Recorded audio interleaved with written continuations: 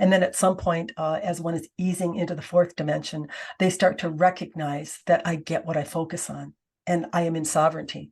And this is the really biggest factor that a human needs to come into contact with, is that you can create an individual universe, a cocoon, if you will, around yourself, where nothing affects you, where nothing impacts you, except for what you personally are deciding that you are going to let in to the universe that belongs to you. And as you do this, this energetic cocoon or field that you put around you, the vibration that you carry kind of blocks out everything else, or doesn't have you contributing to the negativity that maybe others are getting sucked into. Yeah.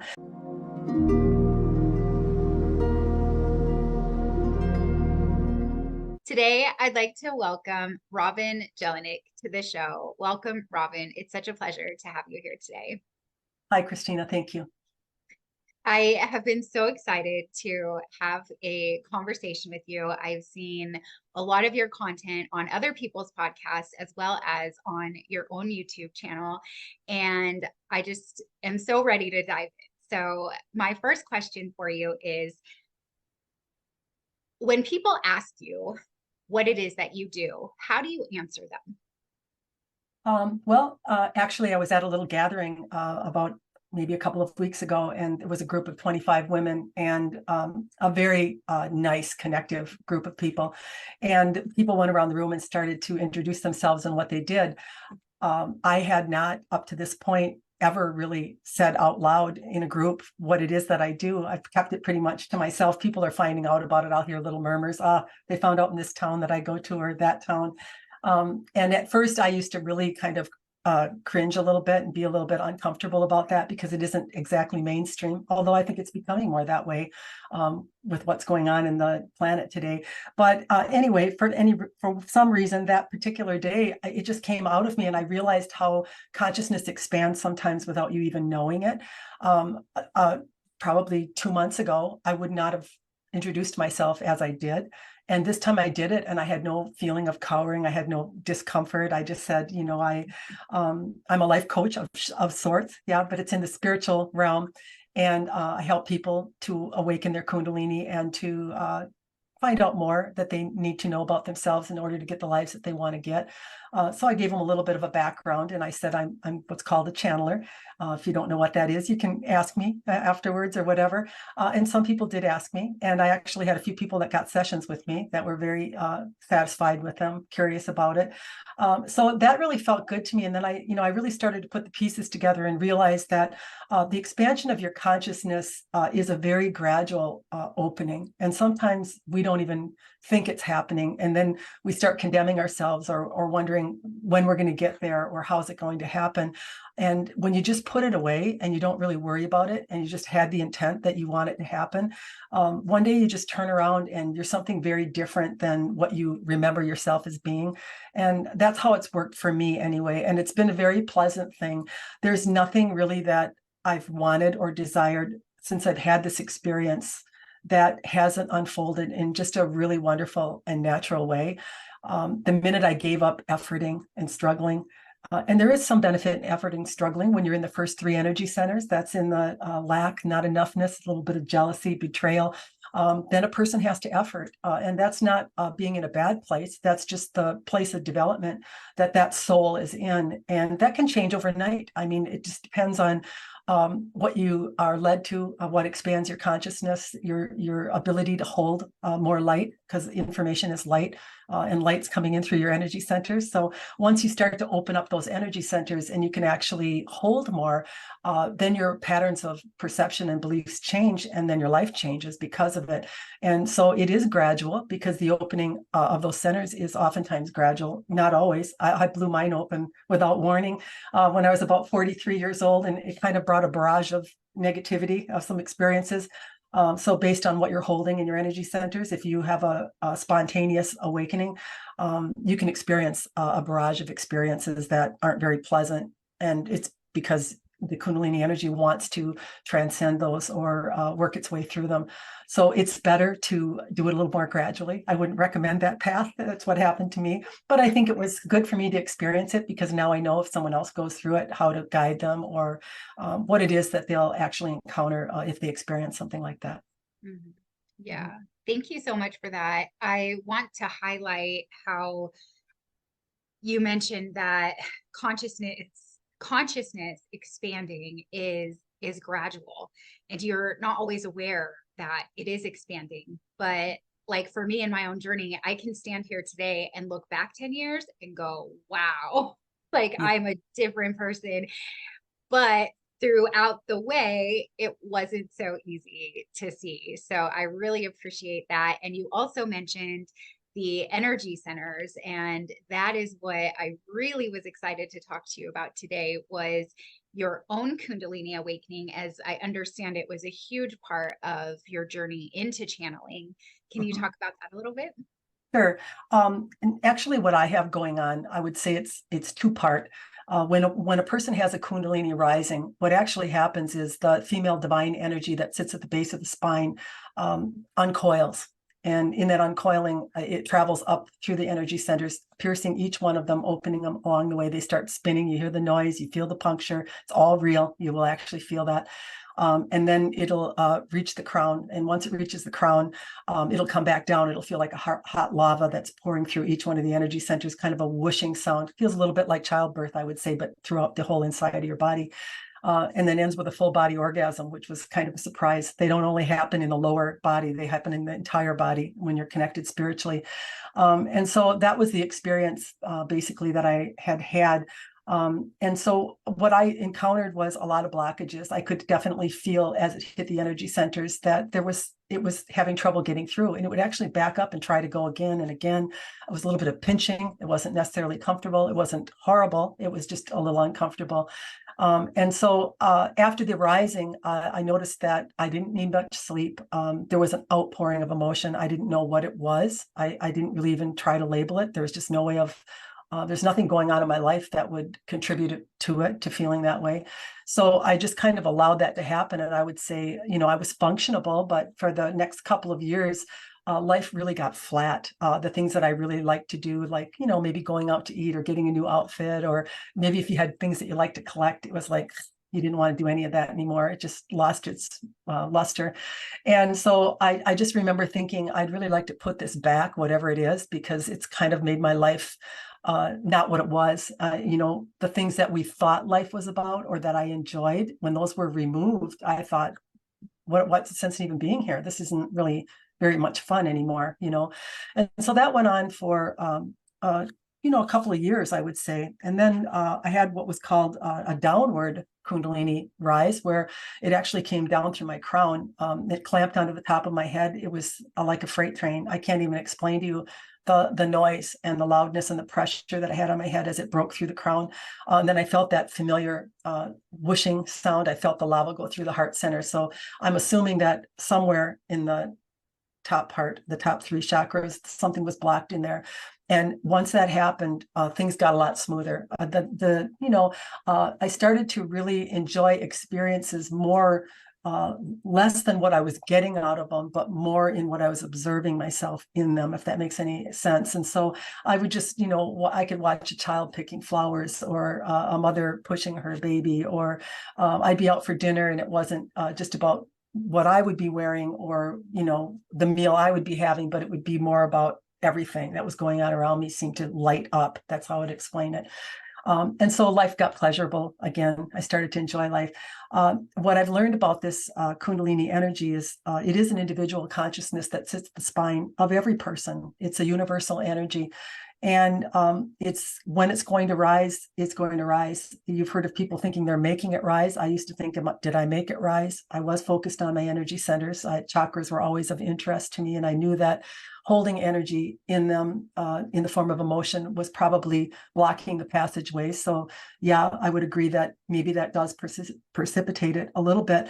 But I think that when the timing is right, that energy is going to awaken. Some people walk out the door and their energy is activated. Some people slip on a top step and land on their rump and activate their energy. So it doesn't really make sense to say that, they're working on it. There'll be monks that have meditated their whole lives. They don't get an awakening.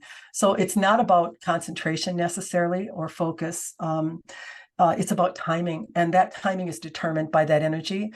And so people want to work at themselves, they want to change themselves, and I would say the number one thing that you could do to speed your spiritual evolution is to love yourself, is to just surrender to the life experience and the way you feel in it without any judgment or condemnation or trying to change anything. Just be very satisfied with yourself in all that you are, how you look, what you do, how you contribute. It doesn't have to be perfect. That's one relief I found in all of this, is I don't need to be perfect, and I don't ever plan to be. And so once I really got that concept of surrender, of really just living my life and giving up the idea that I had to do it perfectly, that I never needed to swear or have a drink or behave in a way that wasn't spiritual or whatever, that's when it really came alive in me. And I realized that we're all worthy. We are all going through life experiences that are causing us to emote in different ways based upon the lives we've lived. And the lineages that we are part of. Some of it's not even within our control.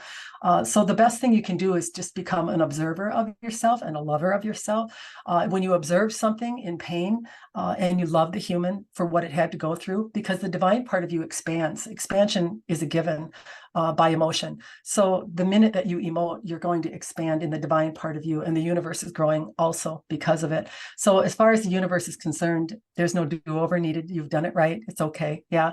And so now I've gotten to the point where when I do something that maybe I'm not happy with, or it's not up to standard, I just notice myself in it, and I understand myself a little bit more, and I give myself some leniency and understanding that my life experience has caused me to feel this way or that way, whatever it is. And then the human becomes a feeler and releaser. That's what it was designed to be. It's a tool. It was meant to feel experiences and then release emotion because of that feeling. And then just move on from there. Just don't condemn it. Don't judge it. Don't go back trying to change it, because that's what stuffs up the energy center. And then it gets trapped in there. And your divine flow of good experiences that could be coming to you very naturally, flowing in through those energy centers, if you just felt and released, would happen automatically. But your idea of condemnation and judgment is what shuts the energy center down. So in some sense, you deny your divinity. It never denies you. You do it to yourself. Wow, that's powerful.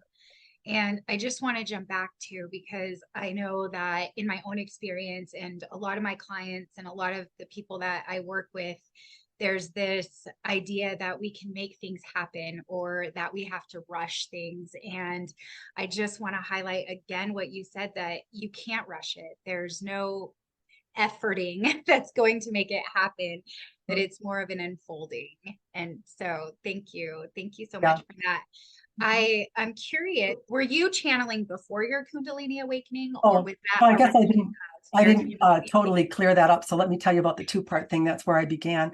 Yeah. So when one has a full rise in their Kundalini, and say you go through the whole process where the divine feminine Shatki energy makes its way all the way through the energy centers, it might take years. Maybe not, just depends on you personally. When it finally makes its way, it does all kinds of shaking. There's all kinds of things that one experiences with that energy that goes on for quite some time, did for me anyway. And from what I'm reading, does for a lot of people. But once that energy meets the crown, that's the Shiva energy, that's the masculine energy. And so the divine feminine is the energy of the universe that creates. It's the creation energy, just like the woman is the creation energy. And then the Shiva energy is the form, bringer of form. And so once the two of those unite together, you have the ability to manifest very quickly. You need to be careful what you think about. So, because if you do have things in your energy centers that are negative, you're going to produce that too. Just depends, because your manifestation ability will speed up very quickly. And so what you're doing with the Kundalini rise and a full connection from top to bottom is you become connected to the divine part of yourself. So if I were to sit as Robin, I would get in a very blissful, ecstatic, really good feeling state. Almost feels like you're on a drug. You don't want to leave it. You could just stay there all day. And I'm reminded by them over and over again, by the group that I channel, not to do that, because I did come here to live a life. And many people do, believe it or not. They get so carried away in that drug-like state, that blissful feeling, that they just want to sit all day, that they don't even want to live anymore. That's what they prefer to do. So I can very much tell the difference, because when I start to channel the group Athena and Truth, I don't get the ecstatic feeling. I don't get that high feeling. I'm completely removed out of that experience, and they're using my body, my consciousness to do the transmission. So I asked them one day, why is it that when I sit with myself, I can very much feel the divine part of myself, feel very blissful, but when I sit with you, I don't? And they said, well, yours is yours and ours is ours. So they get that, they have that feeling. And so it's just to know in the divine aspect of you, in that very high vibration, it's a very elated, elevated state of being. It feels very good to be there. But I've learned with this energy, so that's the two things. And then what happened is, once I ignited that Kundalini and went through that full rise, you become an attractor of a group to channel through you, because they like the magnetism. They like the idea that you're going to spread quickly. And so it makes you a viable candidate for that type of thing. And the portal is open. You've already made that connection, and therefore something that is likened to it can approach you. So that's another thing I would say. I'm a no weight channeler. I don't know what you would call that. Sometimes I say conscious, but I'm not really conscious. I don't remember a lot of the channeling when I'm done, but they're ever present. So if I would think about them right now, immediately they're in.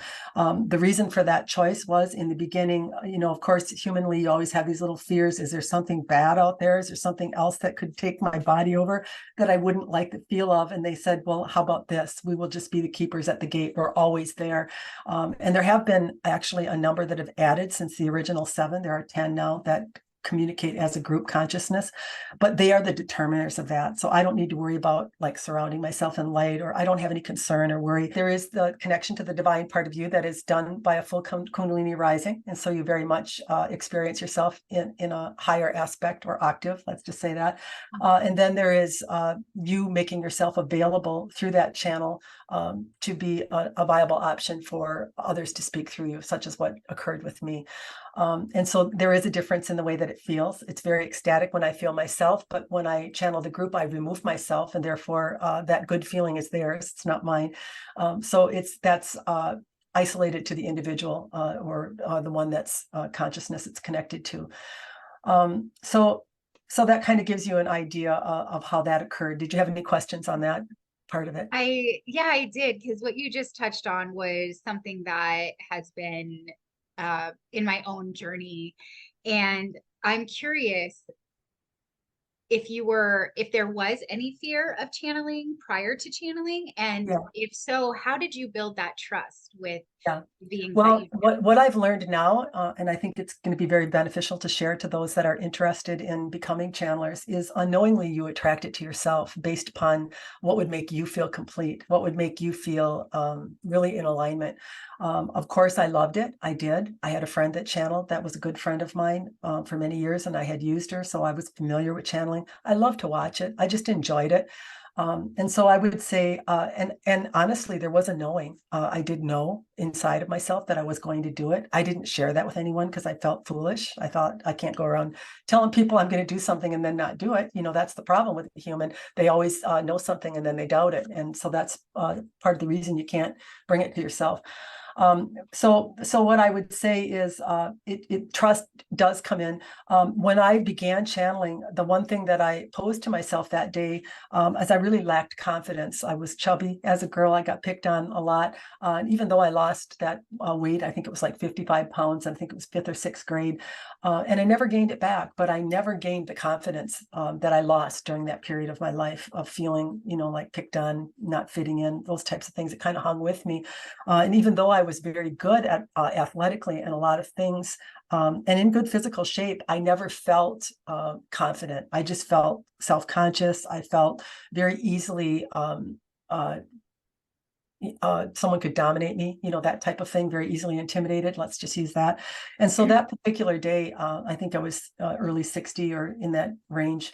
I just posed a question to myself. I thought, when am I going to get confidence? I'm coming to the end of the rope here, and it would really be nice to end out my life without this feeling of not being confident.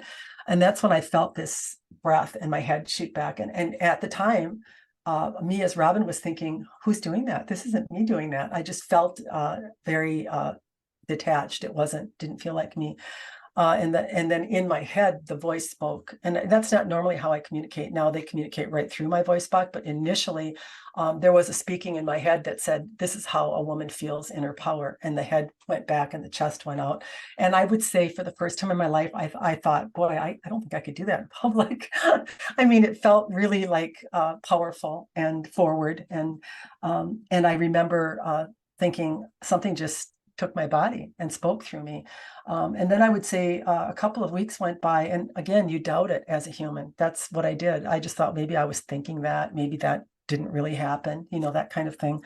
But there was really an uptick in bodily movements, lots of facial contortions. My mouth would just be like somebody put a finger in it and would pull it one way and the other way, and I wouldn't be doing it. So there were a lot of bodily things that were occurring. Light language, lots of using my hands in synchronicity, those types of things that felt very much like I was speaking sign language with my hands, just like that. Yeah. So that's how that would happen. And I was told that, actually, just an interesting fact, that yoga initially was something that was never taught. People embodied it, and then those that embodied it taught it. That just happened to them. And so initially that's how yoga actually began. And that's how mudras became recognizable, because they were channeled by spirit. And then those that received them taught them afterwards. So a lot of these things were going on. Fortunately, my husband, my children, my daughter-in-laws, they're all pretty open. And so I was talking to my younger son. We were gone on a weekend away. And I said, I've had some really strange things happening to me. And I kind of explained it to him. And the minute this is what I learned, they're thought provoked. So the minute I started talking about it, I could just feel the whole body start moving. And he kind of looked at me and he said, if something's in there, why don't you come out and talk? And that was when it started, that they really started speaking then. And it was not pleasant. It hurt my voice box. I sweated profusely. I went through all my clothing in a very short time because we were a weekend away. And I remember thinking, I don't think I'm going to want to do this, because I looked terrible, because it seemed like you were battling it, kind of, and hot and not fluid, kind of jerky. But I would say very quickly that your body started to acclimate. I had maybe a week or two of a lot of pressure, a lot of discomfort, kind of right here in the voice box, where there must have been some type of work being done or something, so that I was able to do that. In the beginning, I said to my husband, are we ever going to have a life again? It's like they're talking day and night. They'd wake up in the middle of the night, wake him up. They'd talk all day long. And then finally, as you ask the question, you get the answer. You don't think to ask it when you're freaked out by everything that's happening. And they said, well, listen, we're thought provoked. And if you quit thinking about us, we won't be a bother to you at all. But if you're thinking about us, we're going to come forward, So then once I learned that trick, I just wouldn't think about them. Or if I started to think about it and feel them, I'd think about something else, and then they would leave me alone. So that now is really smoothed out. I mean, now I can go, we just got back from a week's vacation, and the group, they didn't talk at all. There was no reason to, it just didn't come up.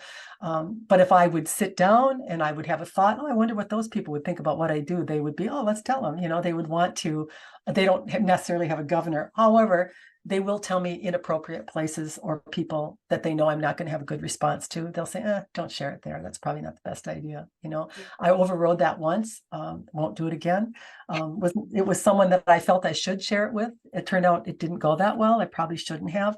So I've learned that I honor that knowing of where to share it and where not to. Yeah. Wow. Mm-hmm.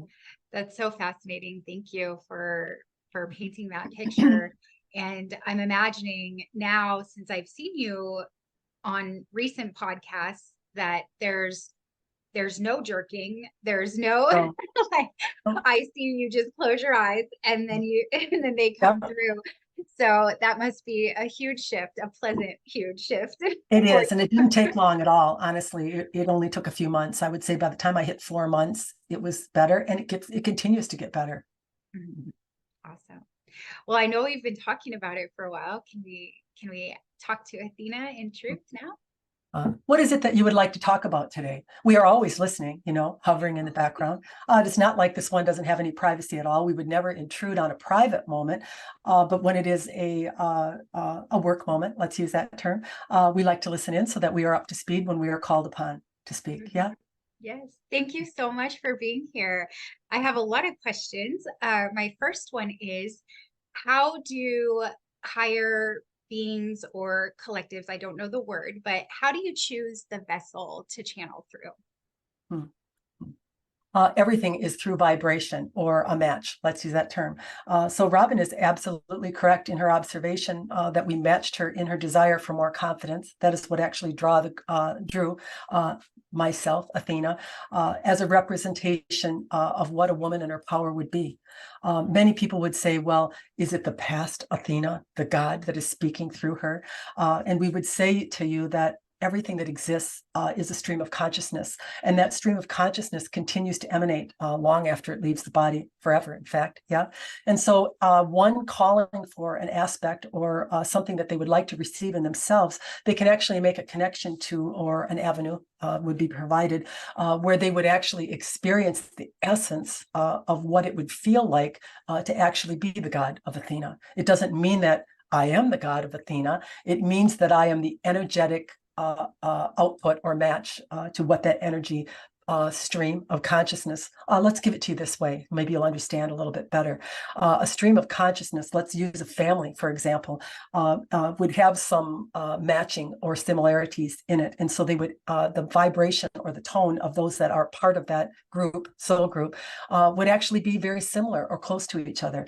Oftentimes, people are surprised to find out, it's kind of a fun thing to know, that the dogs that they get, some of the animals that come into their experience actually contain a piece of the consciousness of the person that owns them or is the owner of them. Yeah. And this would explain to you why they are likened to them, or they have similar traits or ways of being. Robin laughs a little bit. Her husband is kind of a hyper man. Yeah. He is going all the time, building, constructing things, never sit still. And every one of their dogs that they've had has been same, you see. So it is just a little bit of a fun thing to know that there are matches in streams of consciousness. And when you attain a match, you also get access to that stream of consciousness. Yeah. Thank you so much. I'm also curious about creation. And my question is, can you walk us through how do we actually create our reality? Well, you as a human are living, and as you live, doesn't matter whether you experience positive or negative emotion. As you have the experience, you emit a feeling. That feeling is an energetic charge that is distributed from the energy center, the appropriate center that it is attached to. Let's use that term. And that would be linked to or sent out to the divine part of you that would receive that charge of energy. The divine part of you always is with you. It's always connected to you. And it knows by your experience what the preference is. It knows when you have no money, you would like more money. It knows when you don't have love, you would like to be loved. And because it is vibrating at a very high rate, so as it receives energy, it doesn't matter to the universe whether that energy in your mind is a lower tone or a higher tone. It just raises it to the higher tone, to the higher octave. Yeah, it raises it. And then all of the experiences that it would generate to you would be a match to that higher tone. So you see how you feel about it doesn't really matter in the divine. But the problem is when you stay attached to the lower tone that you send it in, you just keep receiving over and over flashes or repeat incidences that match the negativity that you are sending out in, because you have never released it from the energy center and moved on to another project or another liking that you are wanting. We know that the question is a little bit not fulfilled completely. The love of something, the desire, the lack of resistance, the belief, the perception, all of these things play a part in one manifesting what it is that they want in their life. So it isn't just about the feeling that you have, I don't have enough money, I want more money. Yes, that emotion goes out and the universe receives it and it knows and it raises that to the desire to have more money. But now there is the process of linking that up or sending that out through the energetic field to actually reach you on the earth plane. As you are sitting there in your doubt, in your worry, once again, this is something that doesn't feel good and it doesn't match what the universe is trying to send you. So now you are lagging or slowing down. This would be what would contribute to the quickening or the amount of time it takes for one to get in their experience what they're wanting. If one can just let go of it, if one can just surrender to their life experience and know that the moment that they have asked for something, it has been constructed, it has been made ready to come to you. But now you, as the human, have to align to it in your perception and belief. And what is it that you hold in belief and in perception? You don't even know all of it. Some of it might be from your lineage belief. Some of it might be from your past lives of your own, or the life that you're living have caused you to perceive yourself in a way that does not match the way that the universe has made you or perceived you in. Do you understand? Yes, thank you. Thank you so much. That was so beautiful and so powerful. There's a lot of emphasis right now on ascending into a fifth dimensional state of being. Can you talk about the difference between third, fourth, and fifth dimensions, and how we actually get to the fifth? Absolutely. Yeah. As we talked about a little bit earlier, the first three energy centers, it's not that they're a bad place to be, but the vibration is very slow, or causes, let's use that term, the negativity is more of a match to negativity. So you would have lack, you would have betrayal, you would have anger, injustice, victimization, let's use that term. If one is living in the three lower energy centers, this would be the way that they are perceiving their life, the way that they believe that it is. And they believe that it is that way because what they are receiving in form matches what they believe. Yeah. So this is what they call reality. In reality, reality doesn't exist, because reality is nothing more than what you have decided for yourself is the truth. And this is what would make it real or come into form, you see. But as a human starts to listen to people like us, or other channelers, read spiritual information, whatever it is, the avenue that they take, and they start to crack that egg a little bit open to the idea, I might be able to, with my thought, create my own experience. I might be able to focus in a way and follow a preference rather than staying in the negativity that I created an experience in. I could ask myself, what is it that I really want because of that experience? This is what's called mastery, and the very gradual shifting into the fourth dimension that you're talking about. There'll be a little bit of ping-ponging effect that'll occur when one starts to move to the fourth dimension. They will start to feel like maybe it's possible, maybe it's okay. Then something will happen and they will fall back down into the first three energy centers and not believe it again, and think that it isn't possible. Yeah. And this is a very practical way. It will be the way also as one ascends to the fourth dimension. They will be very judgmental of others and themselves and condemn. And they will think that others have to be better than what they are in order to move up. Yeah, this is the perception they will hold, which is yet another thing that's holding them back, but they do not realize it as they do it. They would be the ones that would be marching against people, proclamating against people. They are wrong, they're bad, they're litterers, they're racist, thinking all the while that they are doing good as they are doing it, when actually they are doing nothing more than adding to the very pile of dirty laundry that they are not wanting to add to, you see. And so this is the very natural process. And then at some point, as one is easing into the fourth dimension, they start to recognize that I get what I focus on, and I am in sovereignty. And this is the really biggest factor that a human needs to come into contact with, is that you can create an individual universe, a cocoon, if you will, around yourself, where nothing affects you, where nothing impacts you, except for what you personally are deciding that you are going to let in to the universe that belongs to you.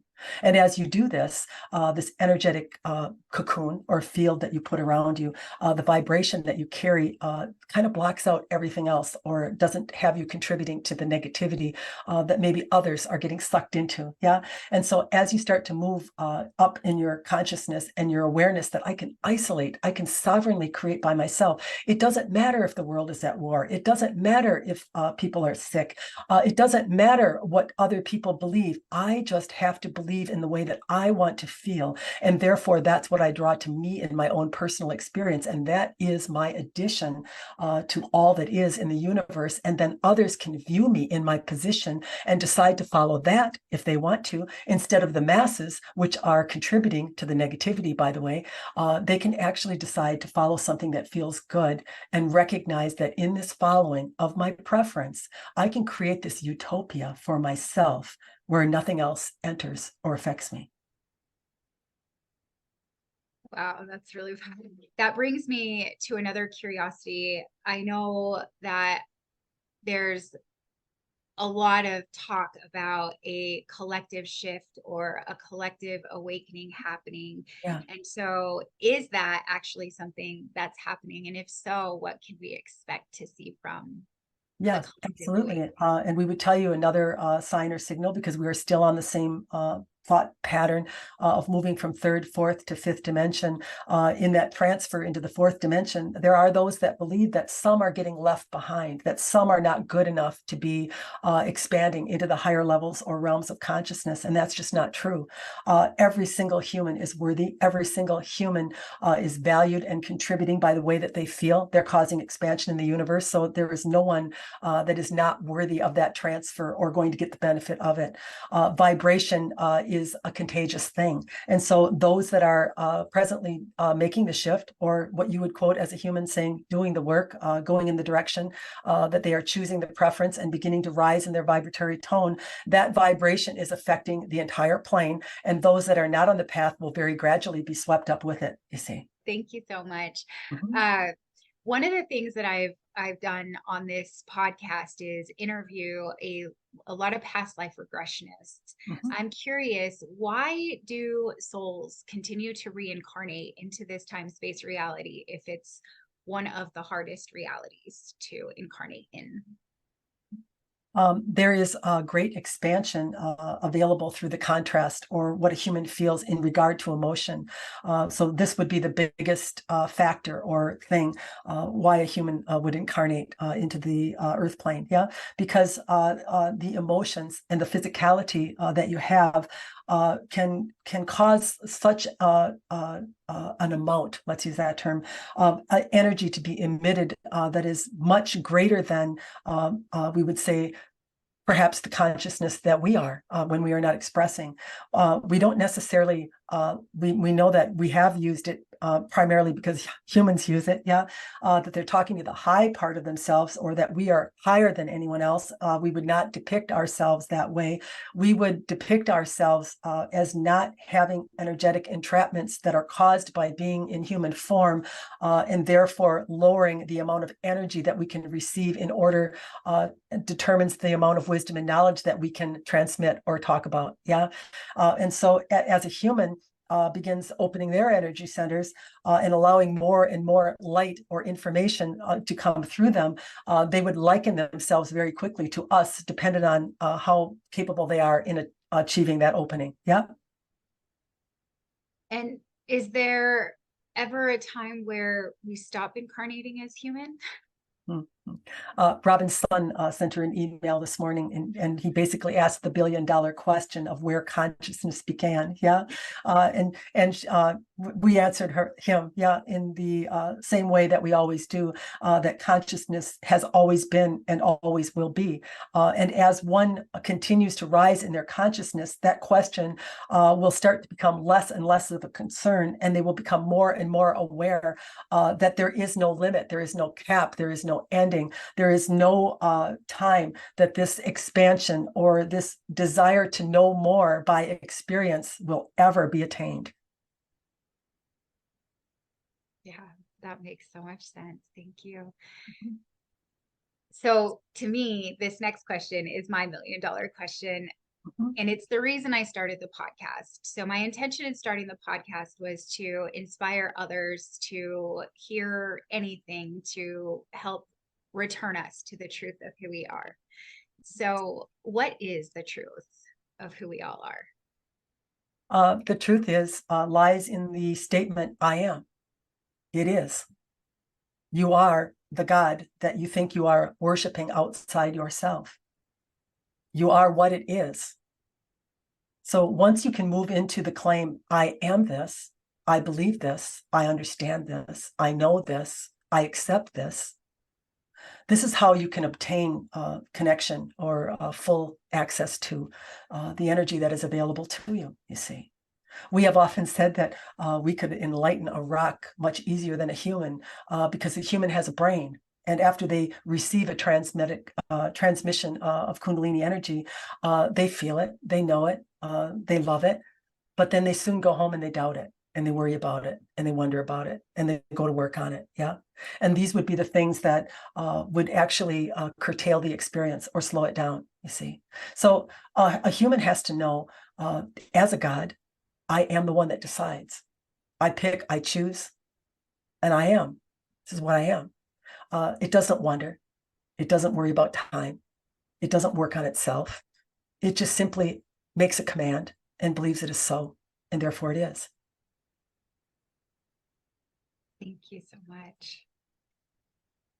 And my final question for you, Athena, and I'm so grateful that you've been with me right now. And I just am so curious to hear what you have to say about what is our purpose here in this time space reality. We've actually done a couple of podcasts on finding your passion or purpose. And it's not really necessary. You are here to feel, to experience, and to contribute and expand the universe because of that feeling. So there's no grandeur. There's no becoming something better than what you are. There's no needing to, unless, of course, you enjoy it and you want to, and it makes you feel good because of it. But it is to understand that worthiness is never attained by anything that you do. You are worthy for the experience of being human. That's all that was ever required of you. It's all you agreed to. When you really get this idea and you surrender to whatever it is that you feel and that you experience in the life that you're in, and that you stop trying to control others' experiences and what they are experiencing, and that even when you see something that is not to your liking, maybe you see someone being racist or someone throwing litter out their car window. Yeah, you are to smile at that one in love and say, now I know what I want and I'm going to follow the preference. Yeah, I want the planet to be clean. You have showed me what I don't want. Now I know what I want. And I become a master at directing, not at condemning, not at judging, because then I receive judgment and condemnation in return from the universe. Because remember, I'm creating sovereignly. Every feeling I have is coming back to me. And if I want to use another one as an excuse for how I feel, I can, but they are going to be the creator of my experience now, aren't they? You're not going to be. So it is to remember that I have to pick and choose how I feel based upon what I see. And if I decide to join others in what they are doing in my distaste of them, I have now become likened to them. So live your life sovereignly. Know that when you see something that is not a preference or that you don't want to see in the world, that you add that preference and not your distaste of what you have seen. Wow. Thank you so much. I'm so grateful for you being here today. And You're most welcome. yeah, thank you. Hello. Hello there. So how do you feel? Totally normal. I mean, it's like doing the dishes now. It just doesn't have any effect. Yeah. And so I know you said you're a conscious channeler. Are you aware of what we just talked about, or? For a few minutes after, I would have some basic understanding that we talked about some topics. But as I'm talking here, it's getting further and further. By the time I go back to the house and my husband say, how'd that go? I'd say, I don't know. I don't have any idea. So it doesn't stay with me. It's even less than waking up when you have a dream and think, oh, I should write that down. You know, in the next morning you wake up and you can't really remember it, but it's really fast. It dissipates very quickly. I would say in the beginning, I did remember a little bit more, and I did not like remembering. I didn't like if someone had a difficult time in their life, you know, you'd replay it in your own mind or think about it. And I felt like that's not a good creative thing for me to be doing, you know, for me to be feeling something that doesn't feel good because of what someone else has experienced. What I've found with my group is they are so willing to make me happy and to comply. And so the minute I have a thought like that's not going to work for me, it doesn't happen anymore. The minute I have a thought, these are the kind of clients I want to get. Like I'm very interested in teaching Kundalini Awakenings and actually activating people in that direction. And all of my clientele just started to morph and shift into that direction. So, you know, you are the creator. And the more you come into believing that, the more you start experiencing in that, the more powerful you become and the faster things just start to happen the way that you want them to happen. Mm-hmm. Yeah. That is what I asked her about. How do we create? Yeah. Yeah. And it's a lot of it's belief, but when I do these energetic clearings with people when I'm in session, a lot of times there'll be more than one emotion. There'll be layers, and they'll be aware kind of some of the emotions that they think that it is. But as the session goes on and the layers get peeled off, something kind of surprising happens where something comes up that they weren't expecting, or there's something really deeply underneath it that was not consciously known to them. That could actually be a big contributor to maybe them not getting to that next place or that step that they want to take. It can be uncovered, but sometimes there's so many layers over the top that it can't get out right away. You know what I'm saying? As you go through each one of the energy centers, it's like you're lifting it off, because what I've found is those entrapments won't just be in one center. They'll be in each center, but there'll be something underneath, and it kind of keeps unfolding. And they feel really good at the end of the exchange. They feel like something really has been lifted off of them. They get a really aha moment and how they find themselves in the life that they're in, how they've gotten the people in their life that they've gotten. And they become empowered by that rather than victimized. They realize how they've created it in the way that they've thought and felt. And so they lose that victimization tone, because they think, I did this. And if I just change it, I tweak it in the way that I'm doing it, I can create in another direction just as well as I did that. Yeah.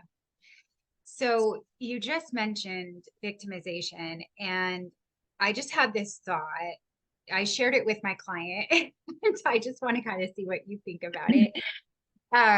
So what I was saying was that once we understand that the universe is conspiring with us, that everything is happening for us, and we lose that, victim mentality of like, oh, it might happen if I do a good job, or it might happen if I do this, that's when we really unlock the power of our own creation. What are your thoughts on that? Well, first and foremost, the first thing that we teach people when they are in victimization is it's a cause and effect. So it could be something that they don't know what the cause is. They don't understand why they're getting what they're getting, but it comes from trapped emotion. It comes from something that they either brought in with them or they have developed in the life that they're living. And we would tell them, we don't really care. When we move with the client, we don't have to know about their laundry. We don't want to hear the topic of what caused the deposit. We want to know how they felt in the experience they were feeling emotion in. So we will ask them as we are in an energy center, perhaps they're having difficulty in relationships. And then we will ask them, in that relationship, that you were in, get a mental picture of yourself in it. We don't need to hear who cheated on who did what, who's blamed. We don't care about that. We just ask them to tell us how they felt in it. And then that reveals to us how they created it for themselves. Then we go on to find that emotion trapped in a lot of other places, usually. And then underneath that emotion, once we remove it, we will find other ones that are in there. And they will become very self-aware in this observation of themselves. And they will be trained into doing it for themselves, into understanding how it is that they are getting an experience rather than reacting to it in horror, in dislike, in victimization, in unfairness, condemnation, whatever it is that they do. They will immediately take accountability for it and know that it doesn't matter what I did to create it. I have created it. I'm going to take responsibility for it, and therefore observe myself in it, and then decide what the preference is because of it. And in mastery, choose the preference, and start moving out of victimization by becoming a master of their experience instead of a victim to it. Wow, I love that. Becoming a master of your experience. I always say we have to feel through. And so I just love this whole conversation because it just validates everything that I have found along my way. I think it's important to mention one of the other really miraculous things that happened with the Kundalini Awakening is in the initial stages of it, you'll move through a lot of your own present day emotion. And so you're going to feel pretty miserable. Like there'll be some emitting of crying, remembering of things that hurt you. You'll be made very aware of what she's going through as she goes through your system. And so you're not too attached to that. Sometimes you do, you can't help it. You kind of start to remember things that hurt you and you feel a little victimized by it. But you have an awareness that you're doing it. So you get some assistance with that and able to feel and release it. But what I learned as the process went on is the emotion started to distance itself or become further away from me as I got into what I wouldn't really understand why I was feeling it. Maybe I felt anxiety or fear, and I really didn't have anything in my life going on that would precipitate me feeling that way. Then I became aware that that was something past life. I could feel the emotion, but I couldn't really link it to anything that was presently going on in my life. And now at the stage that I'm at now, I can go up and I do what's called lineage healing. That's where I just lay down and I just let the lineage feel through me. So there might be lots of tears, lots of silent screaming, lots of tears coming down with absolutely no attachment, no recognition. I'm like a vessel for feeling. I just allow the emotion to be felt that maybe someone else didn't feel. And so in healing those emotions, you actually pull them out of the line. So those that have gone before you that are part of your lineage, that'll very likely be in your lineage again in coming lifetimes, they won't contain those traumas or those ways of being will actually get removed out of the lineage, and they actually get taken out of those that go before you, like your children or people that may even contain them in their present life. So that's kind of the cool thing that I've learned that has happened as time goes on. And then I'll get up from that and think, oh, I'll go down and do some laundry or have a cup of coffee. It's like there's no feeling of the emotion itself. It has no attachment to me.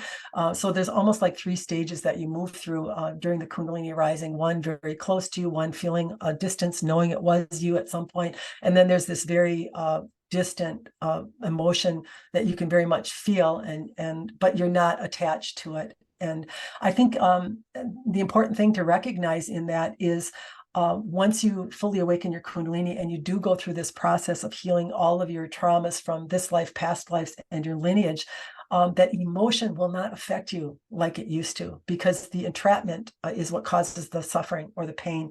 But once you remove the entrapment, the emotion just becomes something that just goes right through you, just a feeling, and it doesn't carry the same impact that it does when you have the energetic entrapments.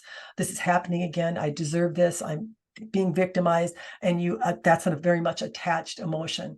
So I would say it's just good to know that once you really distance yourself further along in your Kundalini development, that's what you're actually going to do. Emotions are going to become waves of energy that do not impact you like they did early on or when you had these entrapments. Wow, that's exciting for me to look forward to, because I have had the experience where they do flow quicker, and it's because there's not a lot of this like mental attachment or labeling to that. So what you just described, I'm really looking forward to. Yeah. And when you look at it realistically, when a person has an energetic entrapment, they get repeat offenses that support that feeling or that emotion. And it grows to such a size that when it gets touched by someone, there's an explosion or a feeling that's almost intolerable.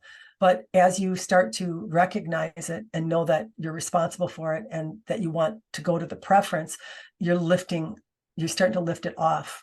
And then and finally you lift it off to a point where that explosion is not possible or as potent. Let's just say that. And then you start moving into, oh, now there's some other layers here, some other things that the Kundalini energy is revealing to me in thoughts or feelings that come to me, but they don't have the potency. They don't quite have as much impact. That's what I'm saying. And it's coming from the self-observation. It's coming from the recognition of what's held. And in that recognition, I would just say again, the most important thing is the love of self and the surrendering to the recognition of what you experienced and appreciating your human for going through that. And that's how you're going to get the human to let go. You're never going to do it by saying, I don't want you to feel that way anymore. You got to stop that. That's not creating right. Because that's just going to grow. That's going to make that entrapment bigger. You're only going to get that in surrender. Yeah. Yeah, it sounds like that would be a lot of resistance Yeah. to It's like telling someone that's in a really heated argument with you that you're done. right. The pot is boiling and they're not done, so it has to be the top has to be slid off a little bit and let a little of the steam get out, and then possibly you could guide it in a better feeling direction, you know. And then just to go back to what you said, the love of self Yeah. and the love of the human is what allows that to be. Yeah. And there's no condition for that. There's no state or something you have to do or attain to be that. Yeah, that's so beautiful. I know we've been talking for a while. Is there anything else that you or Athena in Truth want to say about anything based on the energy from the audience and the listeners or what we talked about today? Well, we would just end by saying we are in a period of quickening. We are in a period of expansion of consciousness. And it's no accident that Robin is teaching Kundalini Awakening and doing energetic transfers, because the more people that wake up or start to receive their own divinity, let's use that term, because that's all you're doing when you wake up. You are allowing your own divinity to flow into you through your energy centers that were previously being occupied by past life experiences and lineage experiences. So you're recognizing that you're getting that understanding, and then to really believe and to really trust and to know that you create your reality. Reality isn't real. Reality is what that you decide to agree on. And that would include following your masses. That would include looking at advertisements or things that are on your TV that are detrimental to you in fear. If you do this, then you're adding it to your universe, aren't you? You're emoting about it. And you have to get to a point where you don't have to get up and leave the room when you see an advertisement or you hear something that is fearful or in negativity about your health or whatever else it is that they put on your TVs and your news. But you just have to choose in that moment. I see that they are all going with sick. Yeah, I know what I want to be. Yeah, I want to be really healthy. That is the direction I am going. So there's no fear. There's an understanding that I can actually choose what it is that I want to feel and therefore produce that result, rather than being fearful that if I don't do what someone else is presenting to me, I'm going to become sick. You see, this is what a mistake that a lot of humans make. Oftentimes they wind up or they give something up that they really love and they really miss and they don't feel good as they do it. And then they are the ones that actually have a problem. You see, it's not necessarily the right way to do it or what is expected of you. Let's use that term. Yeah. Thank you so much. Mhm. So, Robin, Yeah. I have 3 questions that Mhm. I ask all my guests. So, the first question is, how would you define God? Mm. Well, I personally feel when I moved to surrender, when I moved to the idea that I didn't need to be perfect and I took that pressure off myself, that's when I really felt that presence. So I would definitely describe it as a presence um, that you allow.